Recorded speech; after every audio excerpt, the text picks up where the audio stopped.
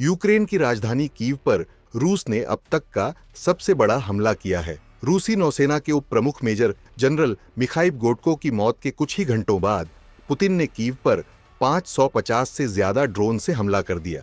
इस हमले में कीव को भारी नुकसान पहुंचा है।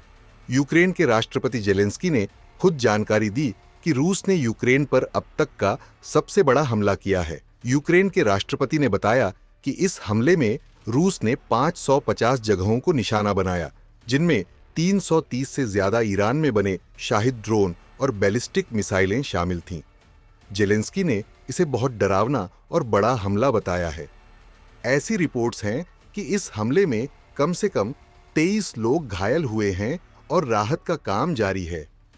जेलेंस्की ने कहा कि देश की सुरक्षा को और मजबूत किया जा रहा है और अमेरिका व दूसरे सहयोगी देशों से मदद मांगी गई है।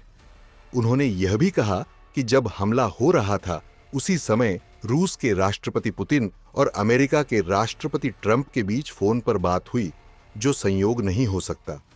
आपको बता दें, इस हमले से पहले अमेरिकी राष्ट्रपति डोनाल्ड ट्रंप और रूस के राष्ट्रपति पुतिन की फोन पर बातचीत हुई थी।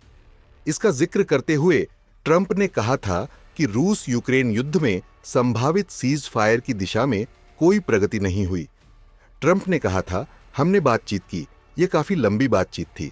हमने ईरान सहित कई मुद्दों पर चर्चा की और जैसा कि आप जानते हैं, हमने यूक्रेन के साथ जंग के बारे में भी बात की। मैं रूस यूक्रेन के बीच जंग नहीं खत्म होने को लेकर खुश नहीं हूं। अमेरिकी मीडिया के मुताबिक पुतिन के सहयोगी यूरी उशाकोव ने कॉल के बारे में बताया। दोनों नेताओं ने खुलकर और ठोस बातचीत की और ट्रंप ने यूक्रेन के साथ रूस के युद्ध में तत्काल सीज फायर की संभावना जताई, लेकिन पुतिन इससे सहमत नहीं हुए। पुतिन ने कहा कि रूस संघर्ष में अपने घोषित उद्देश्यों को आगे बढ़ाएगा और बातचीत के जरिए संघर्ष के राजनीतिक समाधान की तलाश जारी रखेगा। इस बातचीत के बाद ही रूस ने यूक्रेन पर हमला किया। रूसी नौसेना के उप प्रमुख मेजर जनरल मिखाइल गोटको की मौत के कुछ ही घंटों बाद यह हमला हुआ।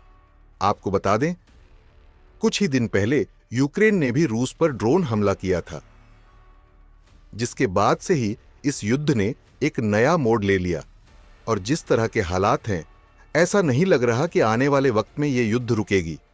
आपको क्या लगता है? कमेंट करके जरूर बताएं। ब्यूरो रिपोर्ट, भारत तक।